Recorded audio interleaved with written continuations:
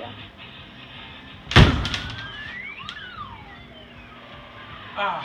I am bad at this. Okay, so how to play some of these games. Most of the games operate on toggle switches. In the case of these three games here, the hammer strike, the whack-a-mole, and the arm wrestling, we have a power strip right behind whack-a-mole, and there is a button on it. If you flip that switch right there, you can turn off or on all three of these games at one time.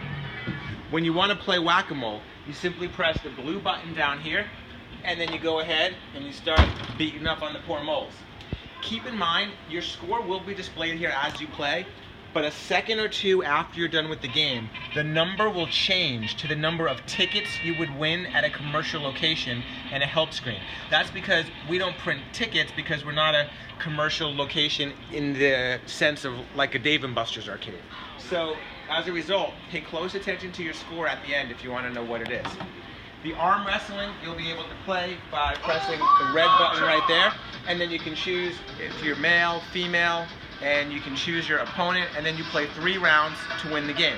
You're supposed to keep your other arm off the board and only use one arm holding on to nothing if you want to play the right way. The hammer strike is ready over and over when the start button is lit up. Before that, it won't be ready yet.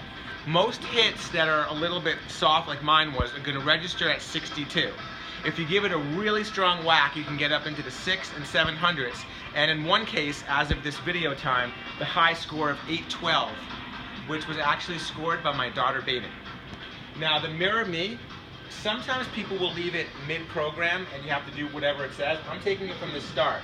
I touch start, it'll then play the shell game, and it'll then ask me to scream. You have to get the scream meter over 50 in order to take your picture. The camera's right about there. And then you can choose to share it on social media by texting it to yourself first or by emailing it to yourself. Over this way we have air hockey, which has a power switch for the scoreboard and a power switch for the unit itself on this side of the table right here. And then one of my personal favorites is the speed of light game. You can either play one player gets the whole board, or 2 players where one gets this half of the board and one gets this half.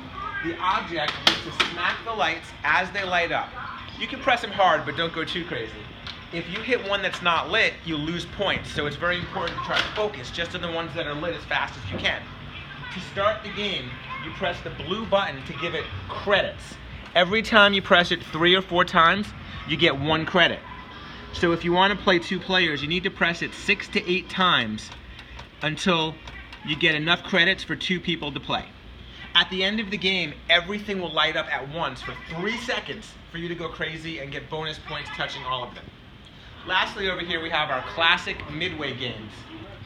This one requires quarters. There's no reasonable way to set it for free play. So you put the quarter in the slot, and then you'll be able to grip them to find out how hot you are. Henri over here, from Paris, he is on free play. You have to push in the coin slot all the way and then make sure it releases all the way. Sometimes it gets a little stuck, and that'll make Henri here spit out tickets endlessly until they're all gone. So make sure this comes out. He'll read your fortune, and if everything's lined up okay, it'll come out of here. As always, let us know if you have any other questions.